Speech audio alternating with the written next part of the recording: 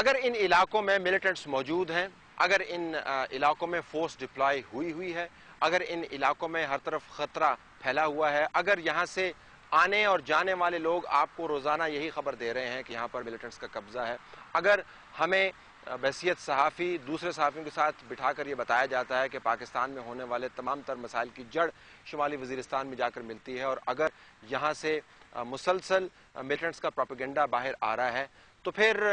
ہماری طرف سے دنیا کی طرف سے کیے جانے والے پروپیگنڈے کا جو جواب جاتا ہے وہ غیر مؤثر ہی ہوگا۔ نہ صرف غیر مؤثر ہوگا بلکہ یہ چارج بھی پاکستان کے اوپر لگے گا کہ کہیں نہ کہیں ان میں سے چند گروپس میں اور پاکستان کے فیصلہ ساز اداروں کے اندر گٹھ جوڑ موجود ہے، اور دنیا جب یہ الزام لگاتی ہے کہ آپ ان کو اسٹریٹجک ایسٹس کے طور پر یوز کر رہے ہیں، تو اس الزام کی صحت جیسی بھی ہو، اس کی موٹیویشن جیسی بھی ہو، کم از کم سمجھنے والے لوگ یہ سمجھتے ہیں کہ اس کے اندر کہیں نہ کہیں جان ہے۔ میرے خیال میں جو ہمارے ہاں جو ایک مائنڈ سیٹ ہے لیو ٹو فائٹ another ڈے، تو اور دوسرا یہ ہم سمجھتے ہیں کہ جی somehow we'll wriggle out, we've been able to wriggle out of many crises before، تو ہماری یہ ایک تھنکنگ ہے کہ یہ جو کرائسس بنا ہے یا جو امبیرسمنٹ ہوئی ہے، اس سے بھی ہم نکل آئیں گے۔ تو آپ دیکھیں جو کہ ہارڈننگ آف وہ کر رہے ہیں، جوکنگ فار اسپیس، کہ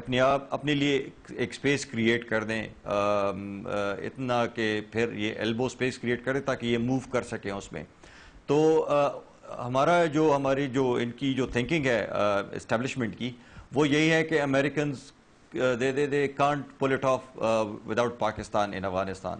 تو ضرورت پڑے گی پاکستان کو۔ اسامہ بن لادن کا جو ایپیسوڈ ہے، just one episode will get over it,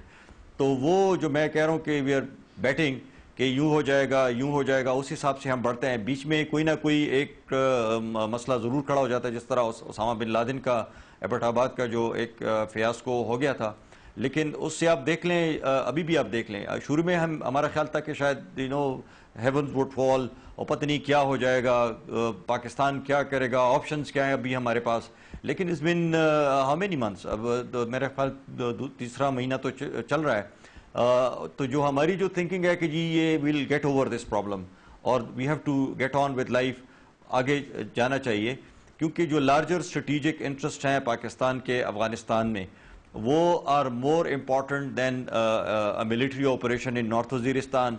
ان تمام تر خراب حالات کے باوجود شمالی وزیرستان کے حوالے سے ہم نے اپنی پالیسی ابھی تک واضح نہیں کی۔ یہ بہت بڑی ستم ظریفی ہے کہ ایک طرف سے ہم بتاتے ہیں کہ یہاں پر حالات کتنے خراب ہیں، ہمیں یہ موقع دیا جاتا ہے کہ ہم یہ دیکھیں کہ افواج کس بڑے خطرے سے نبرد آزمائے ہیں، یہاں پر کتنے ملیٹنٹس موجود ہیں، اور ہم عینی شاہدوں سے جب بات کرتے ہیں تو وہ بھی یہی بات بتاتے ہیں، اور دوسری طرف یہ بھی پروپیگنڈے کی ایک اسٹریم ہمیں دکھائی دیتی ہے کہ یہاں پر حالات اتنے بھی خراب نہیں ہیں۔ اگر آپ یہاں پر آئیں تو آپ کو اسکول کھلے ہوئے ملیں گے، بچے پڑھتے ہوئے ملیں گے، تو ریاست کی طرف سے کیے جانے والے پروپیگنڈے کے اندر یا ریاست کی طرف سے دیے جانے والے جواب کے اندر بھی تضاد موجود ہے، یا یہاں پر خطرہ موجود ہے، یا یہاں سے پاکستان کو ڈیسٹیبلائز کرنے کی سازش ہو رہی ہے، اور یا یہاں پر حالات اتنے نارمل ہیں کہ بچے آرام سے اسکول جا رہے ہیں اور اسکول کھلے ہوئے ہیں، وہاں پر کلاسیں لگی ہوئی ہیں، اور ان تمام لوگوں کو تمام سہولیات مہیا کی جا چکی ہیں۔ یہ دونوں چیزیں ٹھیک نہیں ہو سکتی۔ جن علاقوں میں جنگ کی کیفیت ہے، جن علاقوں میں دہشت گردوں نے اپنے پنجے گاڑے ہوئے ہیں، وہاں پر اسکول کھلے نہیں ہوتے۔ ہم نے سوات کے اندر دیکھا ہے، ہم نے باجوڑ کے اندر دیکھا ہے، اور آج کل تو ہم پشاور کے ارد گرد کے حالات بھی دیکھ رہے ہیں، جہاں پر ہر روز کبھی نہ کبھی کہیں نہ کہیں سے کوئی نہ کوئی ملیٹنٹ گروپ آتا ہے اور ایک آدھ اسکول کو بم سے اڑا دیتا ہے۔ شانگلہ کے اندر پولیس چیک پوسٹ کے اوپر حملہ ہوا ہے۔ جن علاقوں میں حالات خراب ہوتے ہیں وہاں پر اسکول نہیں کھلے ہوئے ہوتے، تو ریاست کی طرف سے ایک طرف سے بتایا جاتا ہے کہ سب کچھ اچھا ہے، دوسری طرف سے بتایا جاتا ہے کہ سب کچھ برا ہے، اور اس تضاد سے بین الاقوامی دنیا فائدہ اٹھاتی ہے اور ہمارے خلاف وہ پروپیگنڈا کرتی ہے، جس سے ہم پریشان بہت ہوتے ہیں، لیکن جس کا جواب ہمیں بن نہیں پڑتا۔ میں آپ کو تمام تر یقین سے کہہ سکتا ہوں کہ پاکستان کے خوبصورت ترین علاقوں میں سے ایک علاقہ شمالی وزیرستان ہے۔ یہاں کی وادیاں، یہاں کے پہاڑ، یہاں کے چرند، یہاں کے پرند، یہاں کی بود و باش، اگر آپ اس جگہ پر جائیں تو آپ کو محسوس ہوگا کہ دنیا میں کسی اور جگہ پر جانے کی ضرورت نہیں ہے۔ یہ وہ علاقہ ہے جس کو ہم بہت اچھے طریقے سے ڈیولپ کر سکتے تھے، لیکن ہم نے جس طرح پچھلے 63 سال میں پاکستان کے دوسرے حصوں کے ساتھ زیادتی کی ہے اور ان کا ستیہ ناش کیا ہے، ان علاقوں کے اوپر تو ہم نے اپنی توجہ ہٹا کر مکمل طور پر تباہی لاد دی ہے۔ یہ وہ علاقے ہیں جہاں پر انتہائی محنت کش لوگ آباد رہے ہیں، صدیوں سے آباد رہے ہیں، اب بھی رہتے ہیں، لیکن آج کل ان کا طرز زندگی تبدیل ہو گیا ہے۔ ملٹری آپریشنز کی وجہ سے ان لوگوں نے یہاں سے نقل مکانی کی ہے، یہاں پر گولہ باری کی وجہ سے لوگوں کی رہائش گاہیں تباہ ہوئی ہیں، یہاں پر مسلسل خطرے کے باعث لوگ اپنے صدیوں پرانی بود و باش چھوڑ کر شہری علاقوں کے اندر مارے مارے پھر رہے ہیں۔ بہت سارے لوگ شمالی وزیرستان سے کراچی کے اندر بھی پائے جاتے ہیں، اگرچہ بتایا یہی جاتا ہے کہ حالات نارمل ہیں، لیکن اگر آپ ان گھروں کے اندر آئیں تو آپ کو ایک انتہائی افسردگی کا احساس ہوتا ہے، آپ کا دل ٹوٹ جاتا ہے۔ ان گھروں میں سہولیات پہلے سے ہی ندارت تھیں، لیکن ناموافق حالات کی وجہ سے یہ گھر بالکل بے آباد ہو گئے ہیں۔ یہاں پر آپ کو فیملیز کے رہنے کے شواہد ہر طرف بکھرے ہوئے نظر آتے ہیں، خواتین کے کپڑے ہوں، بچوں کے جوتے ہوں، چولہے ہوں، چارپائیاں ہوں، برتن ہوں۔ یہ لوگ یہاں پر اپنی زندگی گزار رہے تھے، انہوں نے ریاست سے کبھی کچھ مانگا نہیں تھا، لیکن ریاست کے ساتھ جب ان کا پالا پڑا وہ بھی ایک عجیب طریقے سے پڑا۔ پہلے اس وجہ سے پڑا کہ ان کے اوپر عسکریت پسندوں نے اپنے آپ کو لاد دیا اور اپنی گرفت مضبوط کر دی، اور پھر جب ریاست کی طرف سے واسطہ پڑا تو گولہ بارود استعمال ہوا۔ دونوں اطراف سے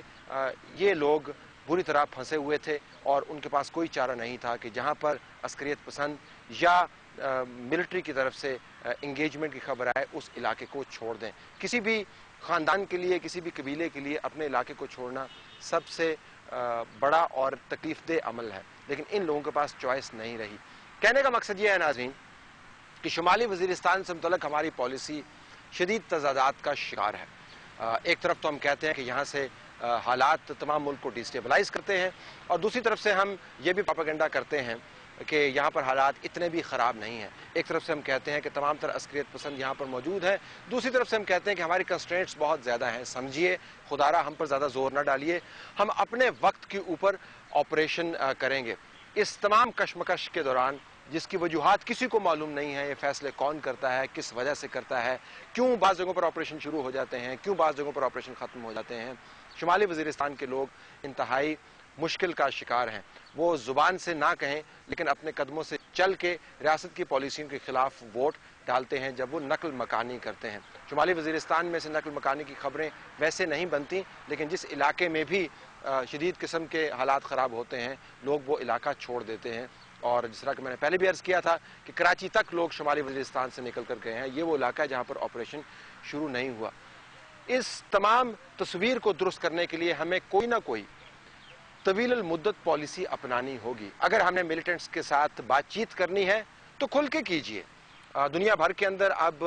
طالبان کے ساتھ بات چیت کا رواج چل نکلا ہے، اب تو UN سیکیورٹی کاؤنسل نے بھی 2 لسٹیں بنا دی ہیں، القاعدہ کو ایک طرف کر دیا ہے، طالبان کو ایک طرف کر دیا ہے۔ اگر آپ نے بھی یہ کرنا ہے تو آپ کو فورسفلی کرنا ہوگا۔ اگر آپ نے طاقت کے استعمال سے اس علاقے کے اندر اپنی رٹ قائم کرنی ہے تو ایک مرتبہ کر دیجئے، بار بار لوگوں کو کشمکش کے اندر نہیں ڈالیے، اور اگر طاقت اور بات چیت دونوں کے کمبینیشن کو استعمال کرنا ہے تو ضرور کیجئے، لیکن یہ نہیں ہو سکتا کہ ہم مانیں بھی، کہیں بھی کہ حالات خراب ہیں اور اس کے باوجود کچھ کریں نہ نیگوشیٹ کریں اور نہ ریاست کی رٹ کو استعمال کریں۔ یہ وہ بہت بڑا تضاد ہے جس کی وجہ سے دنیا ہمارے خلاف ایسا پروپیگنڈا کرتی ہے کہ ہماری بگڑتی ہوئی ساکھ مکمل طور پر تباہ ہو جاتی ہے، اور ہمارے پاس اس کا جواب کیا ہوتا ہے کہ ہم ایک پریس ریلیز جاری کرتے ہیں یا صحافیوں کا منہ بند کرنے کی کوشش کرتے ہیں۔ اب یہ کام نہیں چل سکتا، نہ ہم اپنے لوگوں کو دھوکے میں رکھ سکتے ہیں، نہ اس علاقے کے لوگوں کو دھوکے میں رکھ سکتے ہیں، کیونکہ یہ دھوکہ اب پاکستان کے حوالے سے دھوکہ بنتا چلا جا رہا ہے اور ہم یہ اس وقت افورڈ نہیں کر سکتے۔ شمالی وزیرستان کے اوپر پروگرام دیکھنے کا شکریہ، ہمیں اجازت دیجیے، اللہ حافظ۔